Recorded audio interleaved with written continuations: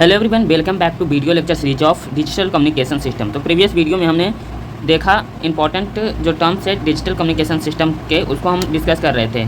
तो उसी सीरीज़ को हम आगे लेकर चलेंगे। आज का हमारा टॉपिक है नॉन यूनिफॉर्म क्वांटाइजेशन में क्या होता है, नॉन यूनिफॉर्म क्वांटाइजेशन क्या होता है और ये क्या होता है इसमें। ठीक है, तो पहला टॉपिक है इसमें हमारा कंपाउंडिंग। कंपाउंडिंग क्या है? तो कंपाउंडिंग एक प्रोसेस है जिसमें रिड्यूस किया जाता है amplitude level of non linear quantization का। तो यही हमारा कंपाउंडिंग क्या होता है।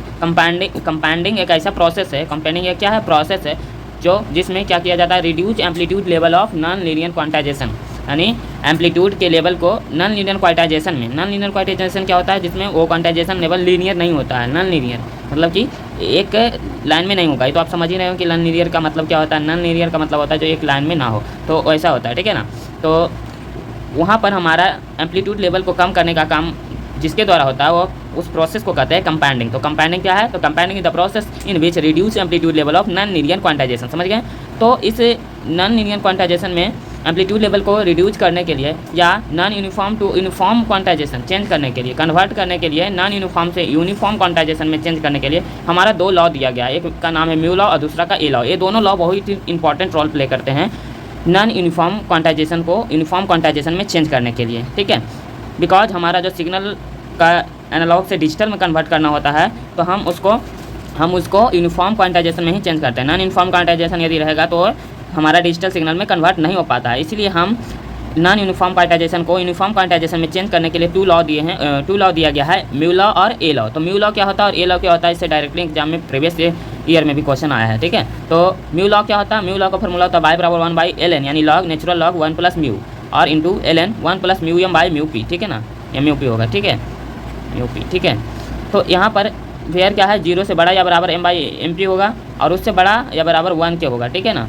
और यहाँ nn क्या है, लॉ ऑफ इको, इसमें जो इको प्रोड्यूस होगा उसका लॉ है। ठीक है ना। तो ये हमारा सिर्फ ये फार्मूला याद रखना म्यू लॉ में क्या होता है। और आप लिख सकते हो कि म्यू लॉ क्या है, नॉन यूनिफॉर्म क्वांटाइजेशन को यूनिफॉर्म क्वांटाइजेशन में चेंज करने का एक प्रोसेस है या मेथड है। ओके, और फिर ए लॉ क्या है? तो ए लॉ भी वही प्रोसेस है कि नॉन यूनिफॉर्म क्वांटाइजेशन को यूनिफॉर्म में चेंज करने का एक प्रोसेस है। तो यहाँ पर इसका फार्मूला था बाई बराबर 1/1 plus ln a by m by M P. ठीक ना, m बाई एम पी क्या है, म्यू का वैल्यू है, m बाई एम पी। यहाँ 0 से बड़ा या बराबर m बाई एम पी का वैल्यू होना चाहिए और उससे बड़ा या बराबर 1/a का वैल्यू होना चाहिए। ठीक है, तो इस तरह से ये हमारा फार्मूला होता है म्यू लॉ और ए लॉ का। तो आई होप आपको यही दोनों सिर्फ समझना है कि इसका फार्मूला किस तरह से होता है। इसका फार्मूला यूज करके हम non uniform to uniform quantization को चेंज करते हैं, है ना। यूनिफॉर्म से नॉन यूनिफॉर्म से यूनिफॉर्म क्वांटाइजेशन में चेंज करते हैं इन दोनों लॉ को यूज करके। ओके, तो इसका सिर्फ फार्मूला ही याद रखना और ये डिफिनेशन याद रखना, और इससे हमारा कोई क्वेश्चन आता नहीं है तो सिर्फ डायरेक्टली यही दोनों आएगा। तो इसके बारे में इतना जान लेना काफ़ी है। चलिए अब नेक्स्ट टॉपिक जो हमारा है उसको आगे बढ़ाते हैं, है ना। तो हमने क्या पढ़ा यहाँ पर, कंपाउंडिंग पढ़ा। तो कंपाउंडिंग में एक प्रोसेस होता है कंप्रेशन। ठीक है ना। तो the compression signal must be restored to their original value. क्या करता है कंप्रेशन सिग्नल, ओरिजिनल वैल्यू को रिस्टोर्ड करता है at the receiver by using an expander. इसके द्वारा एक्सप्लेंडर का यूज करके रिसीवर में जो हमारा सिग्नल दिया जाता है उसको रिस्टोर करता है कंप्रेशन। ठीक है, बाई एक्सप्लेंडर यूजिंग किसके द्वारा, एक्सप्लेंडर के द्वारा हम उसको रिस्टोर करते हैं with a characteristics complementary of the compressor. ठीक ना, इसका जो होता है कंप्रेसेसर द्वारा उसका कैरेक्टरिस्टिक्स को सेम रखा जाता है, उसमें कोई वेरिएशन नहीं होता, वही लिखा हुआ है। लैंग्वेज सिर्फ समझना है आपको। Compressor and expander to generate are called compander. ठीक ना, जब कंप्रेसर और एक्सप्लेंडर दोनों मिल जाते हैं तो एक कंपाउंडर बनता है, जिससे हमारा कंपाउंडर क्या करता है, नॉन लीनियर क्वांटाइजेशन को हमारा लीनियर क्वांटाइजेशन में चेंज करता है। तो ब्लॉक डायग्राम क्या होगा नॉन यूनिफॉर्म क्वांटाइजेशन का? नॉन यूनिफॉर्म क्वांटाइजेशन का ब्लॉक डायग्राम करने का मतलब हमारा नॉन लीनियर क्वांटाइजेशन जो हम दे रहे हैं उसको किस तरह से वो डिजिटल फॉर्म में उसको चेंज करेगा। ठीक है ना। तो यहाँ पर कंप्रेशन नॉन लीनियर क्वांटाइजेशन का दिया जा रहा है, यहाँ ध्यान से समझिएगा, यहाँ ब्लॉक को समझिएगा, ब्लॉक बना दीजिएगा तो आपका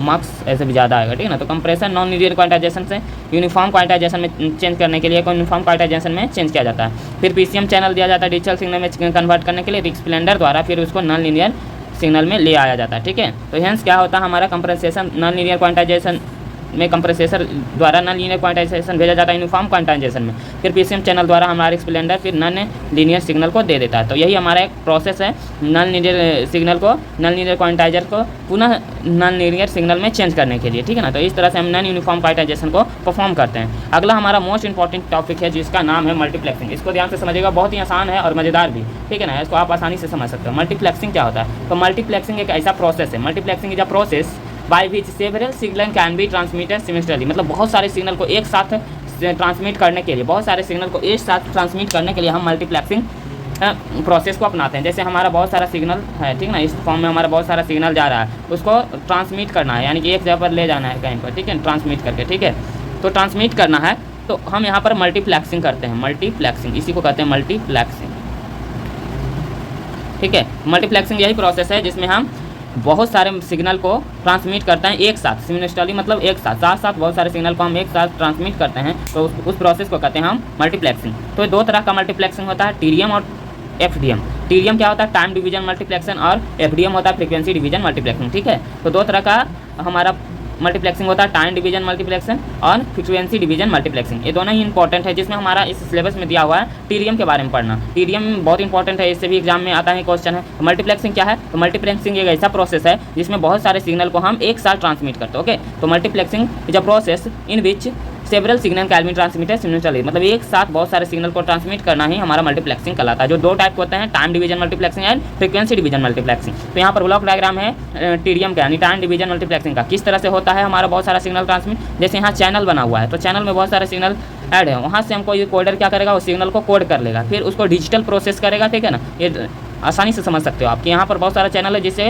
वहाँ पर इन्फॉर्मेशन जो रहेगा चैनल में, उसको कोडर कोड कर लेगा और उसको डिजिटल प्रोसेसर के द्वारा डिजिटल प्रोसेसिंग करेगा। उसके बाद डिजिटल प्रोसेस होने के बाद ट्रांसमीटर मीडियम में वो जाएगा, ठीक है ना, ध्यान से समझिए, ट्रांसमीटर मीडियम में जाएगा, फिर ट्रांसमीटर मीडियम में गया तो फिर उसको डिजिटल प्रोसेसर करना पड़ेगा, ठीक है ना। तो डिजिटल प्रोसेसर लगाकर उसको फिर डिजिटल प्रोसेसिंग करेंगे। क्यों ऐसा होता है, क्योंकि जो हमारा इन्फॉर्मेशन सिग्नल आता है वो इन्फॉर्मेशन के फॉर्म में है, तो उसको कोड कर लिया गया, फिर डिजिटल फॉर्म में तो चेंज किया गया, फिर ट्रांसमीटर मीडियम में लाने के लिए उसको क्या, फिर उसको मेन सिग्नल के रूप में चेंज करना होता है, जैसा कि हमने प्रीवियस वीडियो में डिजिटल कम्युनिकेशन सिस्टम क्या है उसमें हम समझा रहे थे। तो वही है, फिर इसको डिजिटल प्रोसेस में क्यों चेंज करना पड़ा, क्योंकि हमारा जो होता है सिग्नल और डिजिटल फॉर्म में ही शोक होता है, ठीक है ना। फिर डिकोडर से डिकोड करके हमारा लो पास फिल्टर यहाँ पर चैनल जो मेन सिग्नल होगा उसको दिखाएगा। तो यहाँ पर क्या हो रहा है कि बहुत सारे सिग्नल को फिर हम बहुत सारे सिग्नल चैनल में ले आए, ठीक ना। चैनल से हमारा बहुत सारा सिग्नल एक साथ आया, फिर वहाँ पर पूरा सिग्नल हमको प्राप्त हो गया, यानी एक साथ हम बहुत सारे सिग्नल को ट्रांसमिट कर दिए। तो ये हमारा हो गया मल्टीप्लेक्सिंग। तो किस तरह का मल्टीप्लेक्सिंग, टाइम डिवीजन मल्टीप्लेक्सिंग, यानी टाइम के अनुसार ये मल्टीप्लेक्सिंग हुआ, ओके। तो इस तरह से आपको समझना है और एग्जाम में इसको लिख देना है, ब्लॉक डायग्राम आसानी से समझना है, उसके बाद इसको लिख देना तो मार्क्स मिल जाएंगे, ठीक है। तो आज के लिए इतना ही। अगले वीडियो में हम जो मेन इंपॉर्टेंट टॉपिक है लाइन कोडिंग, उसको समझाएंगे, बिकॉज ये थोड़ा सा बड़ा है, इसको समझना बहुत इंपॉर्टेंट है, ठीक है ना। ये एग्जाम में से डायरेक्ट ही क्वेश्चन आ जाता है, ऑब्जेक्टिव भी आएगा एक और सब्जेक्टिव भी आता है, ठीक है। तो मिलते हैं नेक्स्ट वीडियो में, तब के लिए धन्यवाद। इस वीडियो को पूरा देखे होंगे तो आपको अच्छे से समझ में आ गया होगा कि इसका मेन टॉपिक क्या है और ये किस तरह से पूछा जाता है एग्जाम में। तो मिलते हैं नेक्स्ट वीडियो में, तब के लिए धन्यवाद।